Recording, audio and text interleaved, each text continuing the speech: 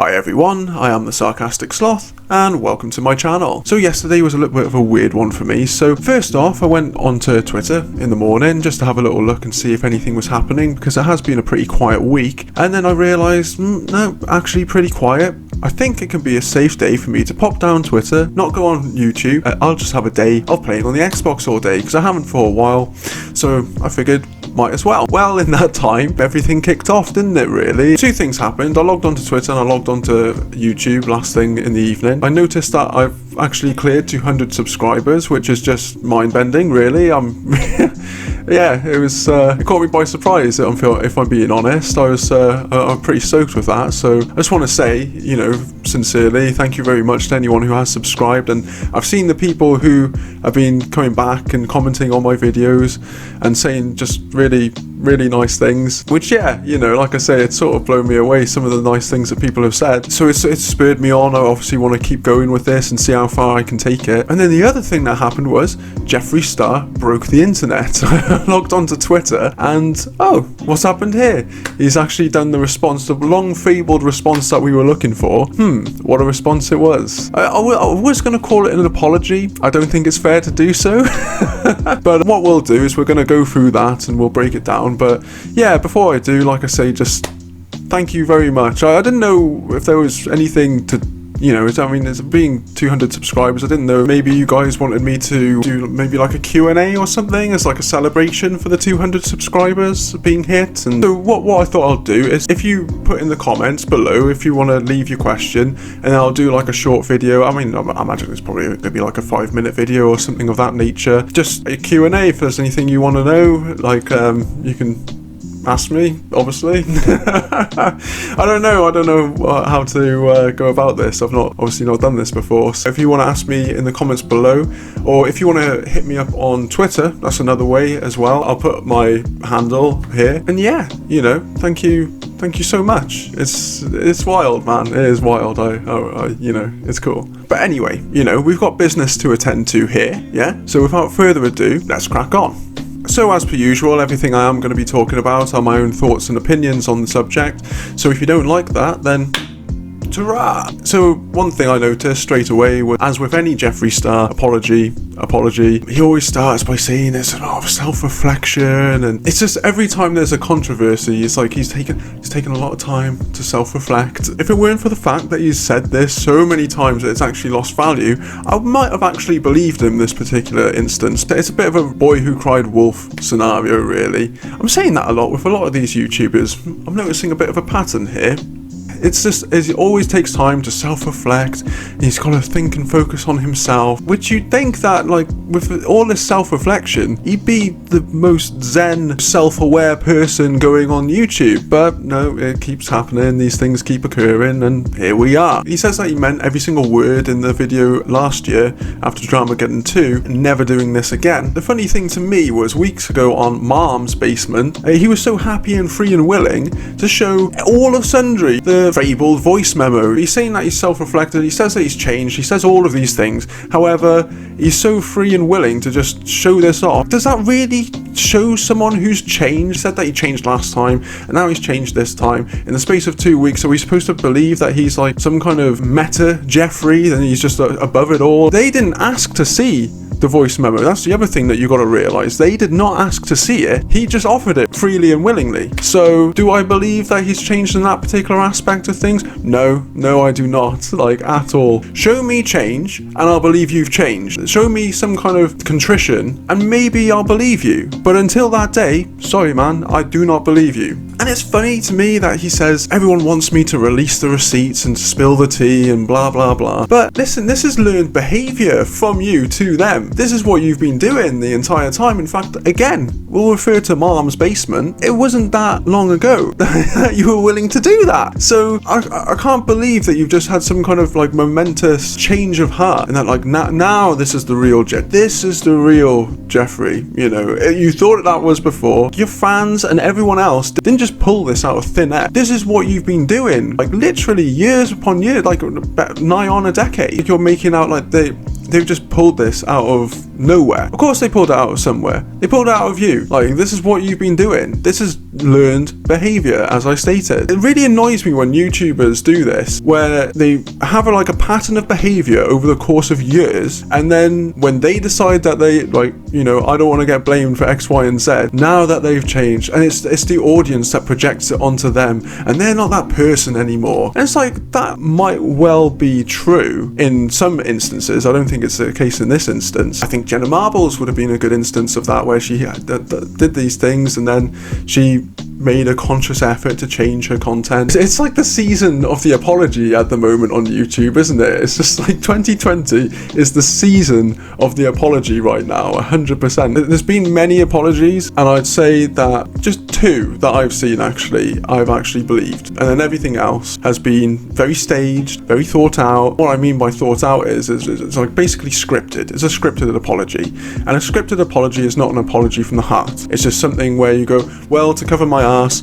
I've got to say X, Y, and Z, make sure I apologize, but maybe don't take all of the responsibility, shirk that onto someone else. It just seems to be the case at the moment, and I'm not a fan of it at all. And like I say, it's this thing that they're all, it's like the boy who cried wolf, where it's like, oh well, everyone's just looking for something to be offended by.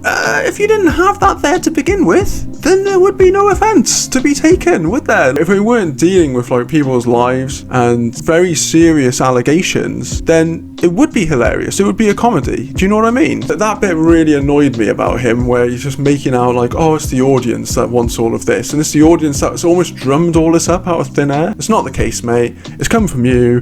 That's why we're here. That's why we're waiting for these things to be addressed, and you haven't really addressed them.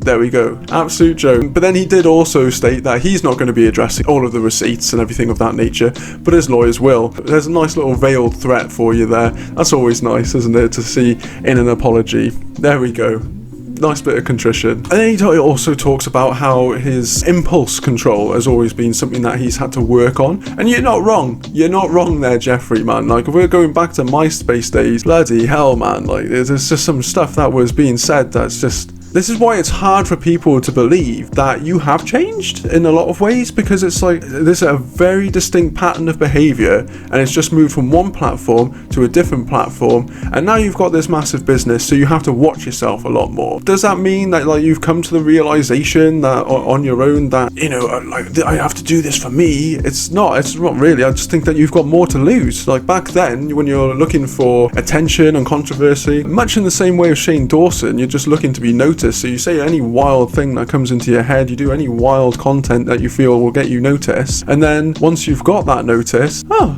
look, all these wild things are coming back to bite me in the ass all of a sudden. What's going on there? It's quite funny. So it shows you that actual model for getting fame is not worthwhile in terms of maintaining the fame and the success that comes along with the fame. Yeah, I thought that was quite an interesting thought process in regards to that. When he keeps talking about the situation as well, when you put something in air quotes, that sort of makes it seem a bit trivial or like it's non-existent. I thought that was pretty weird, because it's like, are you saying that there is no situation? Why have you got lawyers involved if there is no situation? This whole thing was bizarre. And this gold couch that he was sat on as well, that was something that I noticed. I didn't notice it the first time I watched the video, because obviously I was just trying to take in the words that he was saying, and also it was past 12 o'clock at night. And then this morning I'm watching it and I'm trying to take my notes. I'm like, he's got a gold couch, he's doing his apology on a gold couch. Well, at least he's not wearing a grey hoodie. But then about 7 minutes into the about 7 minutes into the video, I was like, is he wearing a bathrobe? Oh, well, the apology is really coming from the heart if you're in a bathrobe, and it's off the cuff, especially when you've got a full face of makeup as well. Like I said, I was pleased there was no grey hoodie. She was saying that. I don't know what the preferred attire would be for an apology, but the whole quoting the situation, again, you're sort of trying to make it a smaller situation than it was, and we wouldn't be talking about it if it was nothing. If it was just some non-drama, then it wouldn't have the legs to carry on over the period of weeks that it has. And the only reason why it has is because we've been waiting for you and your piece of the puzzle. Everyone else has spoken out, really. in whatever format, you haven't. And that's why this is allowed to go on for as long as it has. And yes, it's a good thing that he didn't just come out and say any old mad stuff that was coming off the top of his head. And he does this thing as well. So again, it's trying to belittle the situation. He likens it to saying like, oh, this isn't like some Netflix drama with all of these crazy dramatic storylines and all what have you. But then if you are using that as like some kind of reference, you do realize that like on Netflix for a start, if you're just looking at true stuff like Tiger King or Making a Murderer or name the others, these are all crazy stories that have occurred. This has happened in our world. This isn't like fiction. This is very specifically non-fiction. So a bunch of industry moguls who are in direct competition with each other, trying to take each other out basically, isn't far of a stretch at all. It's not something that is so beyond the realm of imagination that we're like, oh yeah, actually, how could that be the case when there's a dude who has a zoo of lions and tigers and sort of collects homeless people off the street, and then it's like direct competition is like another guy who has like a harem of women. You get what I'm trying to say? And then you've got Carol Baskin, who like I reckon she definitely went mate. So to say that these things are just so bonkers and out there is very inaccurate. Well, the reason why it's captured everyone's imagination is because you can input it into real life. There's people the corporations are trying to take each other down and steal each other's businesses and like undercut each other all of the time. That happens. That is just a thing that's always happened for decades and then longer still. That point was very invalid. I thought it was pretty ironic as well when he said that if I seem like I'm reacting out of emotion and I'm not taking accountability or anything of this nature, whatever his words particularly were, please remind me. But then within, I think it was like an hour of the video actually going up, because I can only imagine the comments that were imagine the comments that were there, he just totally shut the comments down. Hang about, don't you want to be reminded, mate? I mean, you just said, it's like ridiculous, mate, absolutely ridiculous. And then yeah, you could say, well, you can still get that on Twitter. Yes, but you can vet that on Twitter, and he blocks people all the time for saying anything to him. If you say boo to the ghost that is Jeffree Star, then he'll block you. Everyone knows this. I might get blocked. If I get blocked for this video, that's like a badge of honor, really, isn't it? So yeah. Watch this space. So after all of this, he moves on to the apology to James Charles, which was not an apology in my view. It was sterile. It just seemed like it was nothing. He like spent like such a small percentage of the video actually addressing James. So I imagine that like that would probably mean nothing to James, because if I got that apology, I'd be like, really, dude? That's an apology, is it now? Alright, whatever, dude. And he did also say that he should have spent the time to just phone him up. But as I've said before in my videos, that was never on the cards in my view. Him and Shane, in my opinion, wanted that dude gone. Like, because he was a threat not only to their overall businesses because of his popularity in general, but also just to their egos as well. I think they're both. We've seen Shane Dawson. If you go and have a look at his behind the scenes for that dog movie Not Cool that he did, he cannot take criticism. He is horrible to those that he works around. So this whole googly-eyed, he's a lovable teddy bear, it doesn't wash with me, because I've seen a different side to him, and he might have like changed somewhat since then, but yeah, that kind of stuff doesn't go. If you're an envious person, it's really hard to deprogram yourself from that kind of thing. And then if you're also a malicious person, again, it's very, very hard to deprogram yourself. I'm not saying it's impossible. I'm not saying that people can't change, because they do. I've not seen any evidence thereof. Just because someone's acting a certain way on camera doesn't mean anything to me. It just means that you've gotten used to acting a certain way in front of the camera. That's my opinion, but it's not changed. It's not changed from my Shane Dawson video to my Tati video. It's not going to change on this video. In my view, I've seen more than enough continuities in behaviors to think that is actually the case. Then he spends a good portion, and I knew he was going to do this, man, because like a lot of them haven't. A lot of the fair play to a lot of these YouTuber apologists, a lot of them haven't done the whole deflecting onto the crises that are happening in the world right now. But he did. He went fully in on it. He went straight to Breonna Taylor, which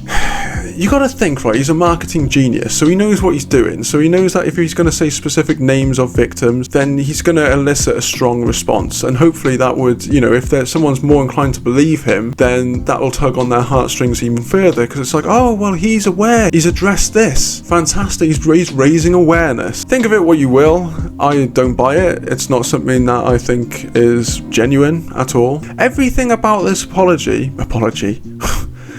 was manufactured, in my view. So manufactured. And the aesthetic of it, there was an aesthetic to his apology, which is always the worst thing that you can possibly do in any kind of apology, especially a YouTuber apology, which is place an aesthetic to it. Like, the effort was put more into the presentation of the apology than the actual apology. And the actual apology just seemed like a robot could have just actually done that apology, to be honest with you. And I wouldn't have noticed any difference whatsoever. And then also he spends a portion of the video basically licking Shane's ass. Again, it was nothing, I expected nothing else from him on that one. I didn't expect him to sell Shane down the river, because at the end of the day, they are too entangled now, they're too embroiled, in my estimation of things. It's very much a symbiotic relationship that I feel that they have now. I didn't expect him to just cut the cord and say ta-ra. And they're too similar as well. I mean, he actually does the comparisons of how they were at one point 10 years ago and how they are now. They're so similar, it's actually kind of scary, really, in a way. They just look different, but in terms of like their models for getting famous, or trying to appear like they've switched their behaviors to maintain that fame, it's very similar in my view. It's very similar. And the last portion of the actual video itself, which was pretty funny to me, to be honest with you, because one, he said all beauty matters, which yeah, way to hijack a serious movement for your own means. I can't really comment on his inclusiveness in the cosmetics industry, because I don't personally obviously use any of that kind of stuff. I'm interested from afar what happens within those industries, because quite frankly, it's just a constant source of entertainment to me. And then at the very end, he just basically tacked on a commercial for something that's going to be dropping in August, which that was very classy on this gold couch in his mansion. Pop a commercial on the end of your apology there. That makes sense. That's always a nice way to come across, isn't it? As you could probably tell, I didn't think much of the apology. I thought it was bollocks. Let me know what you think. I would like to know what you're saying in the comments too. I just want to say before I sign off again, if you stuck around to the end of the video, then you're hardcore. I just want to say how thankful I am for, you know, the increase in the subscriber base. And also as well, I should probably say this, I probably should have said this at the beginning, I am aware that a good portion of that is from my shout outs that I've been receiving from Creepshow Art, Shannon. She's been really cool about everything, to be honest with you, so thank you, Shannon, I really appreciate it. So like I say, if you subscribe, that'll be banging, and as always, stay safe out there.